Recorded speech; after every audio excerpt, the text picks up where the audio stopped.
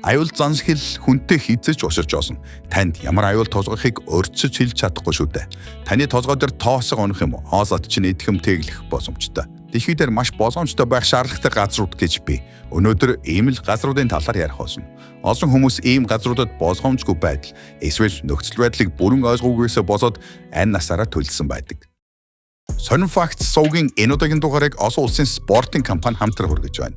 Та 18 нас хүрсэн бос бичиг дор байрж холбоосоор нэвтэж оноод бүртгэж үүсгэхдээ манай S-Facts гэдэг урамшуулсан кодыг оруулаад анхны цэнэглэлтэй урамшуус авах боломжтой. Дээдсэн усан сан. Хаваан арлууд бол жинхэнэ газар дээрх деваачин гэж ойлгогцоор ирсэн байдаг. Энд гайхалтай байгаль, асвтан шаргал эстэй даншаан ирэг.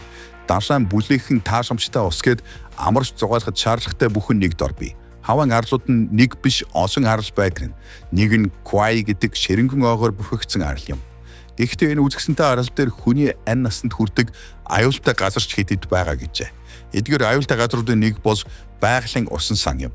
Байгалийн усан сангуудын нэг болох дээдсэн усан сан гэгддэг энэ газрыг хардаа. Энэ газрын тогтоц олон мянган жил өмнө үүссэн бөгөөд далайн эргийн хад асган дунд их далайн уснаас тусгаарлагдсан мэт усан сан шиг газар юм.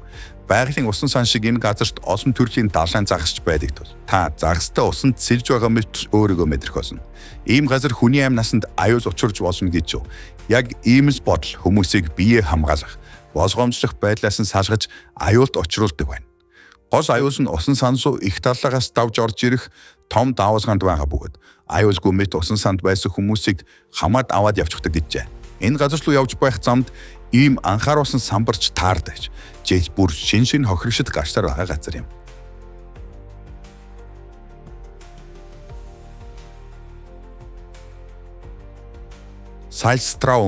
Сальстраумен гэдэг нь том биш далайн хоосоо бөгөөд дэлхий дээрх хамгийн хүчтэй далайн усаар үүсдэг газруудын нэг юм.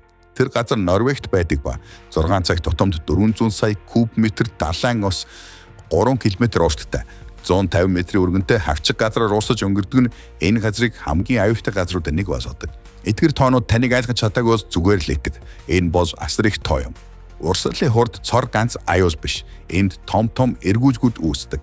Далайн татарчдын үед урсгал арай багасж усан овоц явж болохоор болдог байна. Ус ийм хүчтэй урсаж эргүүлжиг үүсдэг ийм газарт урсгах сэлэх эрүүл ухаантай хүн үгүй үзээ.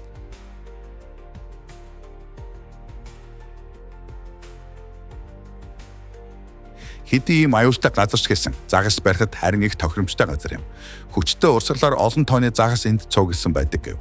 Судлаачдын хэлж байгаагаар Сальстраумен 2000 орчим жилийн өмнө үүссэн байна.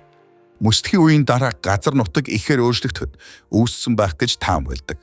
2000 орчим жилийн хугацаанд энд хэдэн хүн амьтны амь насыг авсан бол гэдгийг бид таамаглахын аргагүй юм.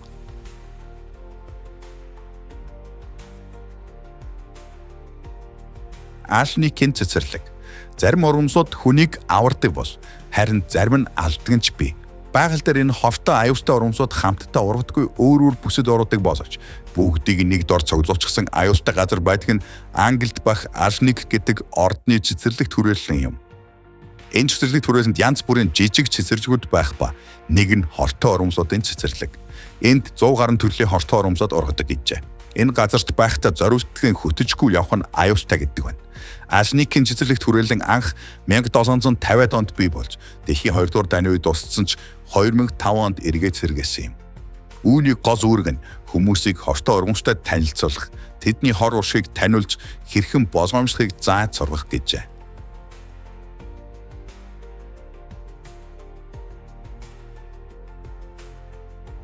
Меклонг зах.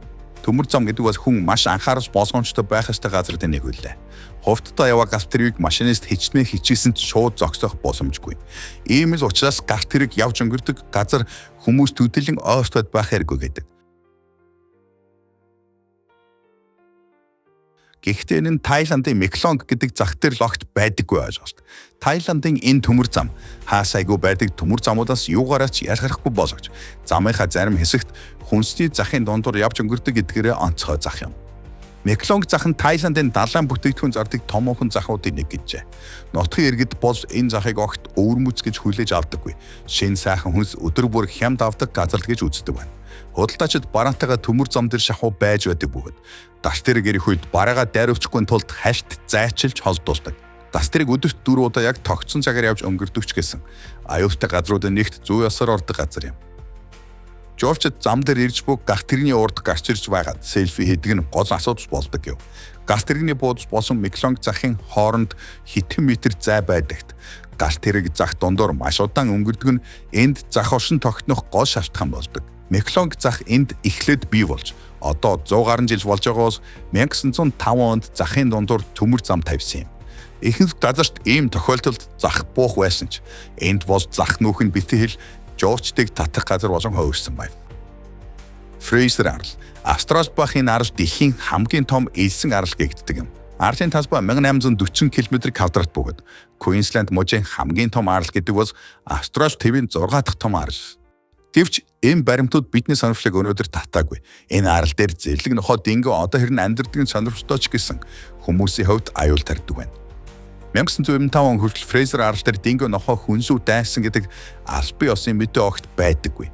2001 оны 4-р сард Клинтон Гайж гэдэг хүү гэрийнхнээсээ холдоод динго нохоонуудад бариулснаас орсон юм. Энэ эмгэнэж тэргийн дараа арал дээр динго нохоог хоосох, эсвэл идэх юмаа ил задгаа орхих зэрэг үйлдэл торгуул ноогдолдог болжээ. 2009 онд арлын суурингуудад нохотоос хамгаалах хашаа тор татсан ч энэ нь аюулгүй байдлын бүрэн баталгаа болж чаддгүй нь харамсалтай. Хэдийн ийм ноход осноороо сүрэглээд байдаггүй ч Фрейзер арлын ноход том сүрэг босоод байгаа нь хүмүүст илүү аюул тарьж байна гэж судлаачид тогтоосон байна. Ийм учраас энд жиж бүр олон тооны хүмүүс Жоржд динго нохоонуудын халдлагт өртсөн гэх мэдээ ирдэг гэжээ. Заримдаа зүгээр халтгаш аюултай зүйлс болдог. Жишээ нь нэг настай хүүхдийг нохоо хожгаалаад хувцснаас нь зуугаад өөрөө авч явах оролдлого гаргасан байна. Гэхдээ азуулж хүүхдийн уйлах дуугаар эцэг ихэн сэрээд хүүхдээ эсэмэнд аварсан юм. Үхлийн хөндий. Ийм сүртэй нэстэй газрууд ер нь бол дэлхийд хаасайгүй байдаг. Гэхдээ энэ бичгээр ярих хөндий бол Оросын Камчат хэт байдаг газар юм. Камчаткийн хойгийн зүүн хэсэгт одоо хэрнээ идэвхтэй Кихпимэж гэдэг гаш тул бий. Энэ аюултай үхлийн хөндий гэдэг газрыг 1975 онд гашуул судлаачид нээж илрүүлсэн ба 2 км-ийн урттай хэдэн зуун метрийн өргөнтэй газрыг хамрах энэ газар ямар ч амьд амьтан шууд алж орхидог байна. Үхлийн шалтгаанууд нь амьсгал боогдож өгөх. Газрын гүнээс гарч байгаа энэ хийнүүд хортой тул амьсгал нь ямар ч амьтан өгдөг байна. Гэхдээ энэ газарт өвөж бол зүгээр. Харин хавар эхлээд цасаандарч эхлэх үед энэ газар үхлийн хөндий болдог гэжээ. Эхлээд энд жижиг мэрэгчд туулсай хулган зэрэг амьтад эхэлж ирээд үхдэг бол дараа нь үхсэн амьтдаар хоолсох гэсэн арай том махчин амьтад уулнаас бууж ирээд мөн өгчгээд. Олон жилийн судалгаагаар эрдэмтэд энэ газарт янз бүрийн амьтад үхсэн байгааг олсон нь эрвс, үнэг, нохоо зэх, бүргэд, хэрэг, баавга зэрэг амьтад. Ямар төрлийн ямар ч том амьтан байсан хоол хайж ирээд хордож амьсгалж чадхаа байгаад үхдэг юм.